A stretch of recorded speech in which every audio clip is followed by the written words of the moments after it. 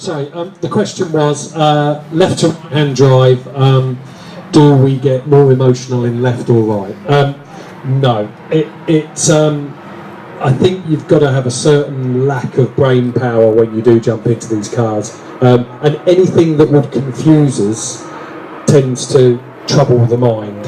So you don't think about it. You just get in, and sometimes you're closer to the crowd one side, and sometimes you're closer to the crowd the other side. So it's the only way. Sometimes you do actually catch a curb, or you catch a bit of some tyres, and you think, oh, I may not have done that if I sat on the left hand side. But no,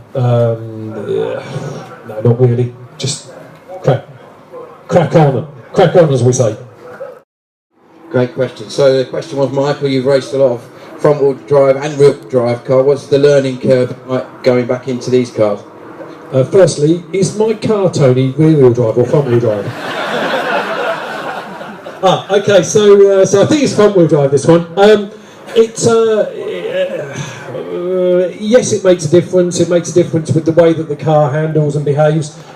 Nowadays, when you go and you drive one of these wonderful GT3 Aston Martins or Lamborghini or Porsches, they have these gentleman aids called traction control, and this big hands can be put around the car, and you pull a few switches and it looks after it. And I know Jake's driven a lot of GT cars as well, and with those cars, we would wind the traction down a bit so the car moves around more, but the gentleman driver, such as his father, would wind the traction control up just physically to make sure the car's looked after. But when you're in the car, you sort of sit in a touring car or you sit in a GT car, the minute you go into turn one and come out the hairpin, you get an understanding of what it's like. So again, mental age of a P certainly helps. Anything that's complicated is no good for any of us. Do you ever forget? Do you ever think, I'm still in a Porsche? What, forget I'm married? Was that? Do you ever forget when you're driving a front-wheel drive and think you might still be in a rear-wheel drive? No, I've never forgotten. No, I think with all of these things, it's I had a great experience when I drove for TVR for the factory, and we went testing at Alton Park once with Peter Wheeler, and we stayed at the same hotel. We all travelled in. And there was myself, there was a guy called Bobby Verdon Rowe who'd done a lot of driving, and we went into Alton Park and we just rocked up, and Peter said, what do you see? And we were like, Alton Park, Peter, we've been here for 2 days. And he goes, no, what do you see? And we were, the trucks, the cars, absolutely, that's all there for you.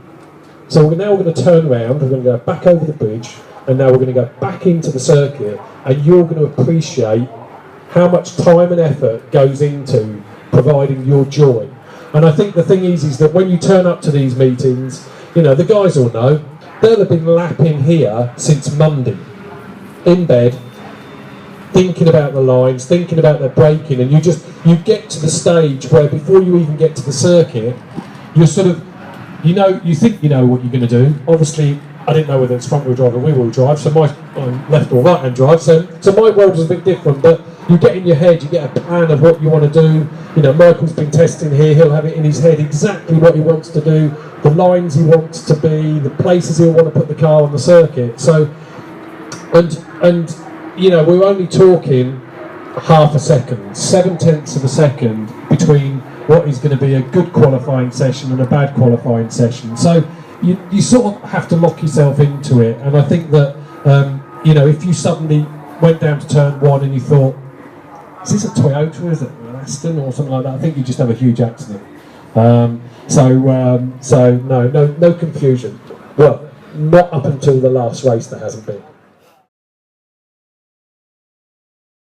Absolutely. So in 2013, it was a big moment for me. There'd been a lot of pressure on I think it was my second touring car drive. Preparation had gone really well. What we were racing was an unbelievably fast, well prepared vehicle, and we struggled to start off with. He had the pace on us through turn one and turn two, but I got past I got past the ice cream van on turn 3, and we managed to win. So yeah, my last race win round here was against the world's fastest ice cream van.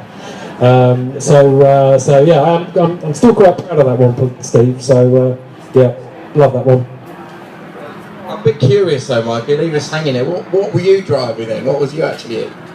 I was in it was either right or left-hand drive, and it was either front or rear-wheel drive Ford Focus. I was in one of the motorbase cars. I thought we needed to finish that story off. Okay. Have you been talking to my wife? Has she been phoning you? Because she's been up. What are you doing next weekend? I'd love to be doing this next year.